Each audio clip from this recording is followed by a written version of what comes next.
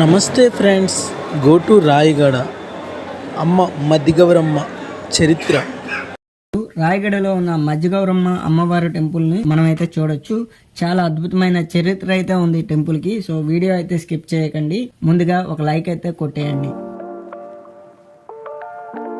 మీరు ఈ టెంపుల్ని విజిట్ చేయాలంటే మన్యం డిస్ట్రిక్ట్ పార్వతీపురం నుండి 50 కిలోమీటర్ల డిస్టెన్స్లో అయితే ఉంది.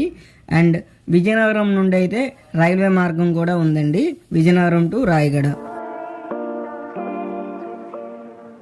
శరీర భాగాలు లేకుండా మొహం మాత్రమే ఉన్న అమ్మవారు 5 క్వింటాల ఎత్తడితో రంకిలేస్తున్న గుర్రం. రాత్రి అయితే చాలు ఆ అమ్మవారు ఊరంతా ఈ ఎత్తడి గుర్రం మీద తిరుగుతూ ఉంటుందంట. అదే కాకుండా ఈ టెంపుల్ చుట్టూ బ్యూటిఫుల్ సీనరీస్ అయితే ఉంటాయి. ఇది ఎక్కడా కాదండి, రాయగడ మధ్యగౌరమ్మ టెంపుల్. ఈ టెంపుల్ చరిత్ర చూసినట్లయితే 15వ శతాబ్దంలో నందాపూర్ మహారాజైన రాజా విశ్వనాథ్ దేవ్ ఈ రాయగడలో ఒక కోట నిర్మించారు. అతనికి 108 మంది రాణులు ఉండేవారటండి.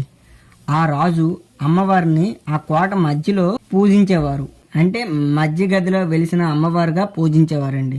ఈ రాయగడ ఆంధ్రప్రదేశ్ ఒడిస్సా బోర్డర్లో ఉంది.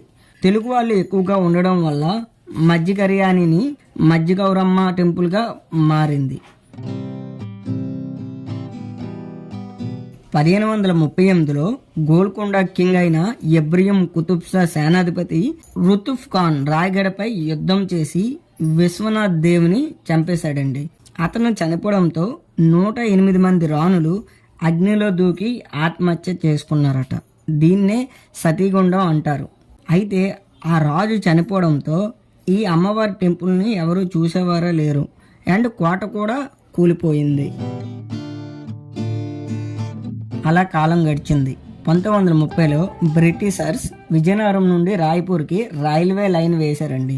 అయితే ఈ రాయగడలో ఉన్న జంజావతి రివర్ మీద బ్రిడ్జి నిర్మిస్తుండగా సగంలోనే బ్రిడ్జ్ అనేది కూలిపోయింది. ఇలా జరిగిన తర్వాత బ్రిటిషర్స్ కల్లోకి మధ్యగౌరమ్మ అమ్మవారు వచ్చి నాకు టెంపుల్ని నిర్మిస్తేనే బ్రిడ్జ్ నిలబడుతుందని చెప్పారంట.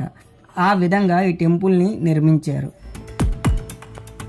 ప్రతి సంవత్సరం చైత్రమాసం ఏకాదశి నుండి పౌర్ణమి వరకు 5 రోజుల పాటు చైత్ర పండుగ అయితే జరుగుతుందండి. శక్తి హోమం ఇక్కడ ఘనంగా నిర్వహిస్తారు. చివరి రోజున పూర్ణాయుతి అయిన తర్వాత నిర్వర్తించే కార్యక్రమాలకు చాలా ఆదరణ అయితే ఉంటుందండి. ఫస్ట్ అగ్నిమల్యలు జరుపుకుంటారు. బాగా కాలుతున్న నిప్పుల మీద ఈ ఆలయ ప్రధాన పూజారి నడుస్తూ ఉంటారు. ఆ తర్వాత చిన్నపిల్లల నుండి ముసలి వాళ్ళ వరకు అందరూ ఆ అగ్నిపుల మీద నడవడం ఆనవాయితీ అండి. ఆ తర్వాత ముళ్ళ ఊయల సంబరం అయితే ఉంటుంది. ఆ ఉయ్యాల మీద మేకులతో అమర్చిన కుర్చీ మీద పూజారి కూర్చొని భక్తులకు ఆశ్చర్యం కలిగిస్తారు.